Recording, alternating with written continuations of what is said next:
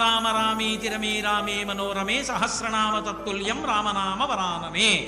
రామ రామ రామ అని 3 మాటలు అంటే చాలు పార్వతి విష్ణువు యొక్క సహస్రనామములు చెప్పేసినట్టే. అందుకని ఒక్క రామనామాన్ని 3 మాటలు పలికితే సహస్రనామ తత్తుల్యం విష్ణు సహస్రనామ స్తోత్రాన్ని చెప్పేసినట్లే. అంత గొప్ప నామము.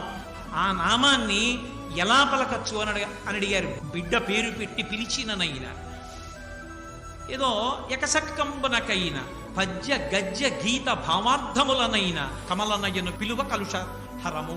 రామనామాన్ని మీరు ఏదో పిల్లాడికి పేరుగా పెట్టుకుని ఒరే రామా ఇలారా రామా ఇలారా అని పిలిచినా సరే పాపహరం. బిడ్డ పేరు పెట్టి పిలిచిననైనా, మధ్యలో ఏదో ఆటలాడుకుంటూ రాముడు లక్ష్మణుడు అని పేరు పెట్టుకుని రామా రామా అని పిలిచినా సరే, లేదు పద్య గద్య గీత భావార్థములనైనా, ఎప్పుడైనా సరే పద్యంలోనో గద్యంలోనో గీతలోనో ఎక్కడో అక్కడ రామనామం చెప్పుకుంటే, రామనామం రాస్తే చాలు.